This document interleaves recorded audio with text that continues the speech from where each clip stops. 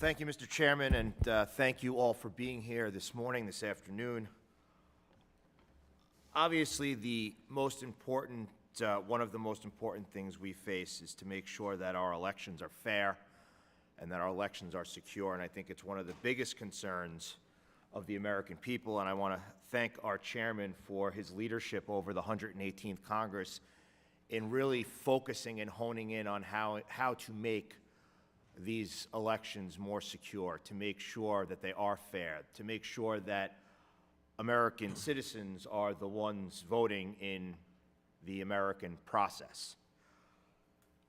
And I've heard, not only today, but throughout conversations, that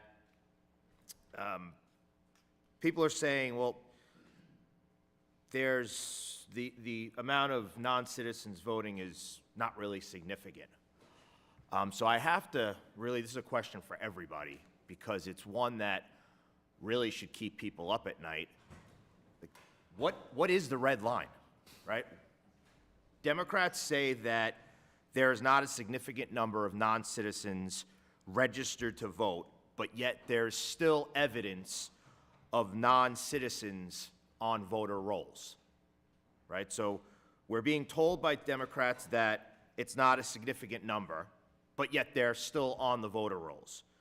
So I'm going to start, I guess, from right to left, left to right, and just, I guess, tell us, what's the red line? What is the number that we think makes it significant? What is the number that would require the federal government to implement policies to prevent non-citizens from voting in our elections, one of our most sacred rights?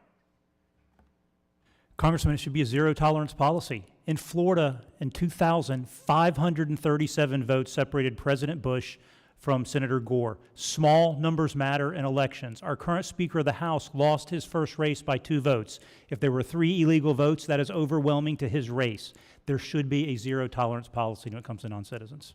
Agree, zero tolerance. Every year, dozens of elections in Ohio come down to a single vote, and those are usually local elections, but those matter. We say every vote matters, we mean that, and we should not allow any non-citizens to be on our voter rolls.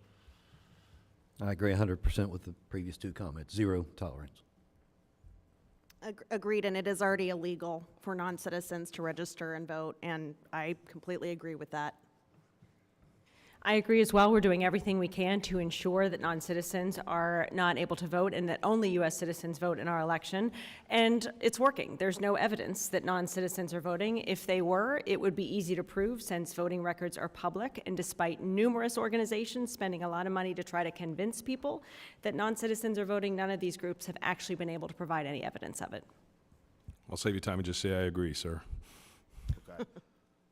Mr. LaRose, I'm going to let you follow up on the statement from Ms. Benson. We found 135 this year that had voted. We found another 400 that were registered but hadn't yet voted. And this idea that it's already illegal. It's illegal to hijack airplanes, but we don't get rid of the TSA. It's also illegal to use fentanyl and smuggle fentanyl into the country. It's also illegal to come across our southern border and not face asylum, right? It's also illegal for many things. It's illegal to carry guns in some of our bluest cities and states, but yet every day there is more and more gun violence.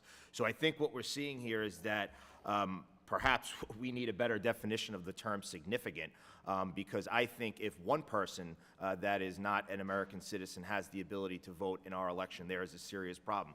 As was mentioned by many of our witnesses, our elections are coming down to just dozens or hundreds of votes. We had a state assembly race in my congressional district just 2 years ago where it came down to 138 votes. So yes, every vote does count, and as we continue to sit here and try to deny the fact that there are non-citizens not only registering but actually voting in our elections, it is clear that that is not a fact, because there are people casting ballots throughout this country that are non-citizens. And I believe after the last 3.5 years where we've saw 3.5, or I should say over close to 15 million people come across our southern border, we would be lying to ourselves to think that some of them are not going to take the opportunity to vote.